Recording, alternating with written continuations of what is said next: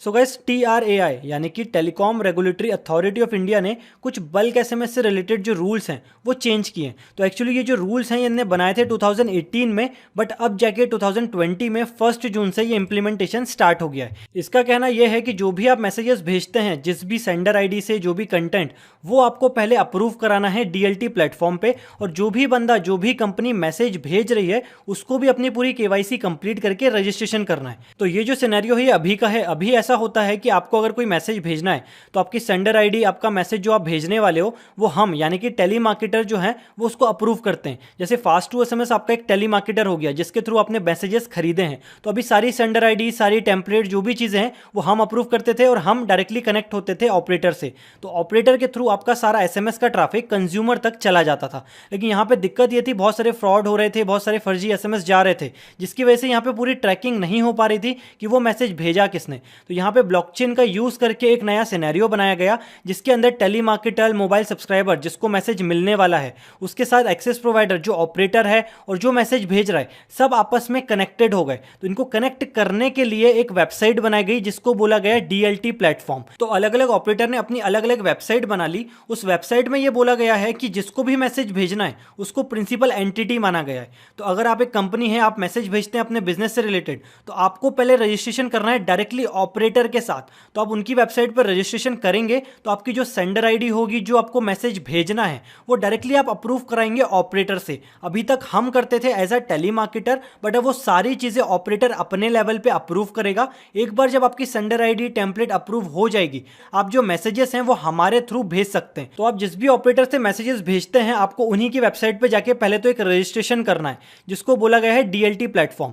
तो Vodafone idea की बात करें तो ये वेबसाइट है वोडाफोन आइडिया की। यहाँ पे जाके आपको साइन अप करना है। उसके बाद जैसे वीडियोकॉन की बात करें तो वीडियोकॉन का ये लिंक है। इसी तरह एयरटेल का है, BSNL का है, टाटा टेली सर्विसेज का है, रिलायंस जियो का है। इस तरह जिस भी ऑपरेटर से आप मैसेजेस भेज रहे हैं, सबसे पहले आपको उसी ऑपरेटर की वेबसाइट पे जाके साइन अप करना है। अब फास्ट टू SMS की बात करें तो हम आपका 90% ट्रैफिक वोडाफोन से भेजते हैं।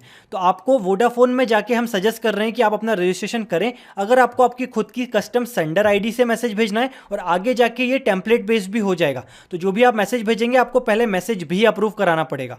तो यहाँ पे पूरी साइन अप प्रोसेस दी गई है कि आपको करना क्या है। आपको इस वेबसाइट पे जाना है VILpower.in पे। यहाँ पे आप साइन अप पे क्लिक करेंगे, फिर दो ऑप्शन आएंगे आपके पास, एंटरप्राइज और टेलीमार्केटर।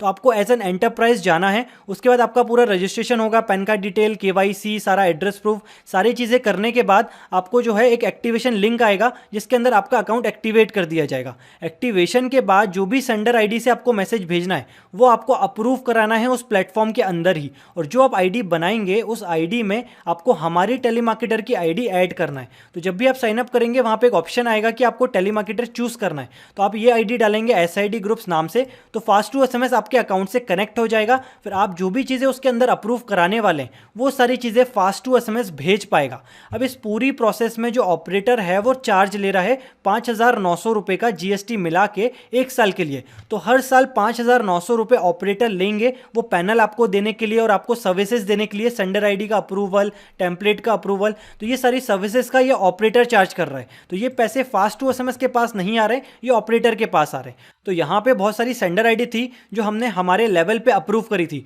जो कि 1 जून से सारी सेंडर आईडी बंद हो गई हैं।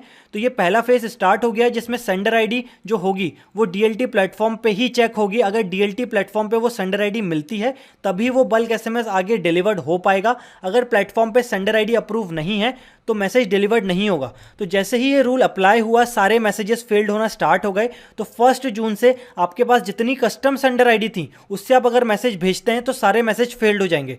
तो हमने आपके मैसेज फेल्ड ना हो इसलिए आपके लिए FST SMS सेंडर आईडी हमने हमारे लेवल पे, हमारी कंपनी के अंडर उसको अप्रूव करा लिया है। तो आपके जितने मैसेज अभी आप भेज रहे होंगे फास्ट टू SMS से, वो सारे मैसेज FST SMS की सेंडर आईडी से ही जाएंगे। तो घुमा फिरा के बोलें तो अब आपके पास दो चॉइसेस हैं।